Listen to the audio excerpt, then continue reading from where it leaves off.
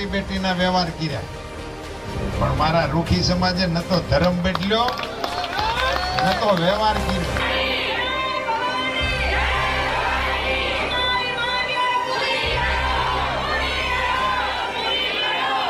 मुझे या मेरे क्षत्रियों या मेरे समर्थकों 2 बजे कमलम पर पहुंचने से रोका गया तो मैं आत्मविलोपन करूं।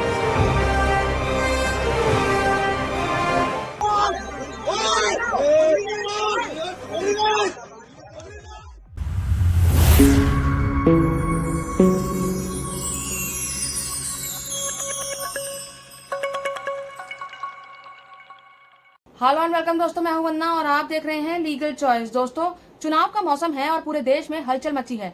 पिछले 10 सालों में अलग अलग तबकों ने सरकार के खिलाफ आवाज उठाई। सबसे पहले मुसलमानों को निशाना बनाया गया, सब चुप रहे। सबको लगा कि हमें क्या मतलब है, जिसकी प्रॉब्लम है वो जाने। फिर पिछड़ों और दलितों के सर पर पेशाब किया गया, तब भी सब चुप रहे। फिर किसानों का आंदोलन हुआ, तब भी सब चुप रहे। उन पर लाठियां बरसाई गई, उनको खालिस्तानी और देशद्रोही बोलकर उनका अपमान किया गया। फिर हमारी महिला पहलवान बेटियों ने अपने न्याय के लिए आवाज उठाई तो उनको भी सड़कों पर घसीटवाया गया। और अब बारी आई है राजपूतों की, और अब भी सब चुप हैं। धीरे धीरे नंबर सबका आएगा, बचेगा कोई नहीं। राहत इंदौरी साहब की वो लाइंस बिल्कुल सटीक है। लगेगी आग तो आएंगे कई घर जद में, यहाँ सिर्फ हमारा मकान थोड़ी है। दोस्तों, 2 राज्यों गुजरात और उत्तर प्रदेश में राजपूत समाज भाजपा के खिलाफ उतर आया है। रैलियां कर रहे हैं, महापंचायत कर रहे हैं और भाजपा को वोट न देने की अपील भी कर रहे हैं। गुजरात में एक पण भाजपा सीट पर थी, मतदान नहीं करे। इस बार पूरे देश में भारतीय जनता पार्टी को कोई राजपूत वोट। राजपूतों के साथ भी वही सलूक हो रहा है जो अब तक हर प्रदर्शनकारी के साथ होता आया है। राजपूत बहन बेटियों के साथ अपराधियों जैसा व्यवहार हो रहा है।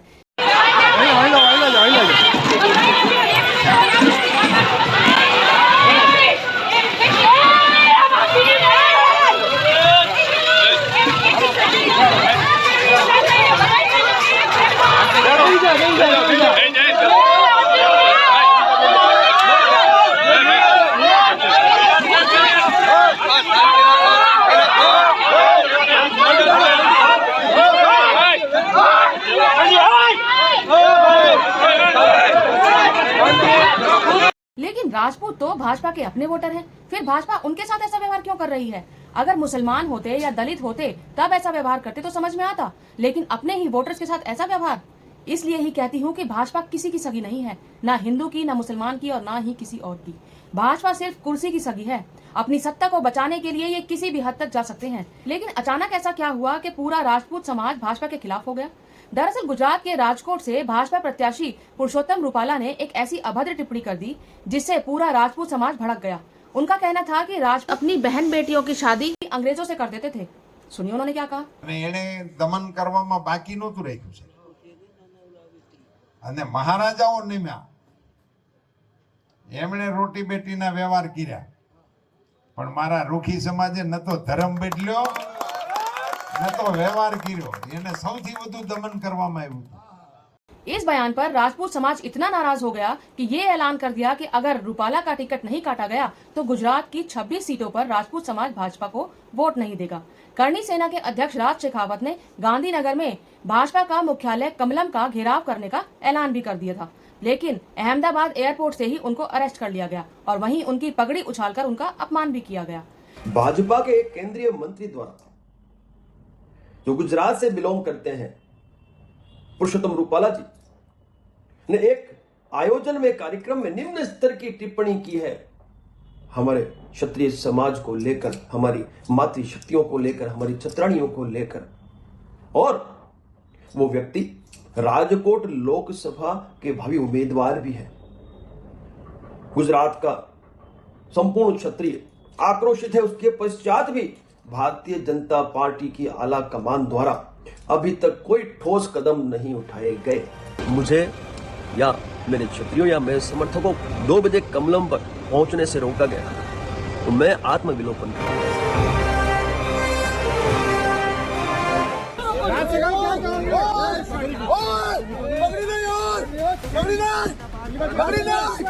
गुजरात की राजपूत महिलाएं इतनी नाराज हैं कि उन्होंने जौहर करने तक का फैसला कर लिया था। राजपूत करणी सेना के अध्यक्ष महिपाल सिंह मकवाना जब गुजरात में प्रदर्शन कर रही महिलाओं से मिलने के लिए पहुंचे तो पुलिस ने उनको हिरासत में ले लिया। इस घटना के बाद राजस्थान का राजपूत समाज भी भड़क गया। भारत का राजपूत सबसे ठंडा और सबसे शांत राजपूत है।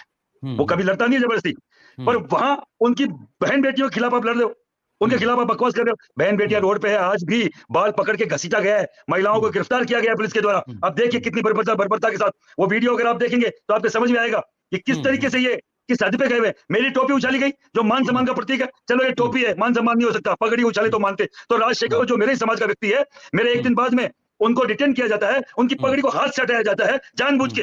जो राम के मंदिर के लिए जिन्होंने अपनी पगड़ियां छोड़ दी, जिन्होंने जूते चप्पल छोड़ दिए, तो हम पगड़ी का सम्मान क्या है और किस तरीके से उनको हम लोग मुंह तोड़ जवाब दे सकते हैं, हमें आता है। इतना रक्त ठंडा नहीं हुआ है, वक्त बदला है, रक्त नहीं बदला है। हम लोग तो केवल ये कि राष्ट्रवाद के नाम पे जो उल्लू ये पिछले 30-35 सालों में बना रहे हैं, राष्ट्रवाद की अगर कोई मुझे सर्टिफिकेट दे तो महिपाल सिंह को सर्टिफिकेट की जरूरत नहीं है। मैं राजपूत परिवार चाहता हूँ, पृथ्वीराज चौहान की 34वीं पीढ़ी से हूँ। पृथ्वीराज चौहान ने इस देश के लिए क्या किया, महाराणा प्रताप, वीर दुर्गादास राठौड़ ने इस देश के लिए क्या किया, झाला मान ने इस देश के लिए क्या किया, पूरा देश जानता है। हर एक 5 कोस पे हमारे यहाँ थर्मोपल्ली है, वो राजस्थान की धरती है।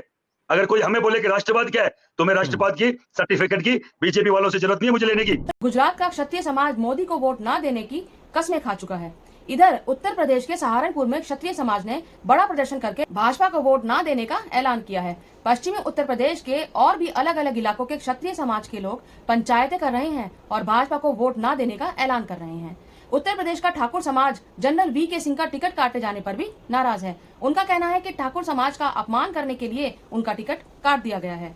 हालांकि पुरुषोत्तम रूपाला ने अपने बयान पर माफी मांग ली है, लेकिन राजपूत समाज मानने को तैयार नहीं है। शाब्दिक भूल थी, जो इसी के कारण ही हमने तुरंत ही माफ़ी मांगता अपना एक वीडियो भी वायरल कर दिया था। उसके बावजूद भी जब हमारे सामने दरखास्त आई क्षत्रिय समाज के कुछ नेताओं की, तो हम वहाँ जाके भी उनके बीच में भी यही दोहराया है और हम मानते हैं कि हमारे लोग और क्षत्रिय समाज के लोग इसमें बातचीत करके इसका हल निकालेंगे। सम्मेलन था और उधर राजकीय लेवल से ही उन्हें पूरा कर दिया और हमारा पूरा समाज बोल रहा है, मैं नहीं बोल रही हूँ कि कोई एक झेरा सिपाही कोई ये नहीं बोल सकते। और जो भी उधर 5-10 जो जने थे उन्होंने अभी शुरुआत कराई है, अभी तो हमारा विरोध और बढ़ेगा। पहले तो भाजपा की तरफ से ये कहा गया कि इससे वोटों पर कोई असर नहीं पड़ेगा, लेकिन जब मामले ने बहुत तूल पकड़ लिया तो अब योगी आदित्यनाथ, राजनाथ सिंह, अनुराग ठाकुर उत्तर प्रदेश में राजपूत समाज को मनाने में लगे हैं। क्योंकि अगर यूपी में किसी भी कारण से भाजपा हार गई तो 400 पार तो सिर्फ सपना ही रह जाएगा।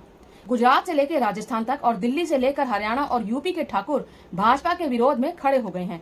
देश में जब भी किसी तबके ने किसी भी वजह से प्रदर्शन या आंदोलन किया है तो वो भाजपा को अपना दुश्मन नजर आने लगा। जो हाल मुसलमानों का हुआ, जो हाल किसानों का हुआ, जो हाल महिला खिलाड़ियों का हुआ, वही हाल अब राजपूतों का भी हो रहा है। आगे और किसी के साथ ऐसा ना हो, इसके लिए अब जब वोट देने जाएं तो 2014 से अब तक की हर घटना को दिमाग में रख लीजिएगा, उसके बाद ही वोट दीजिएगा। आप इस बारे में क्या सोचते हैं, अपनी राय कमेंट बॉक्स में जरूर दीजिएगा। मेरी इस वीडियो को लाइक कीजिएगा, शेयर कीजिएगा और मेरे चैनल को सब्सक्राइब जरूर कीजिएगा। जय हिंद, जय भारत।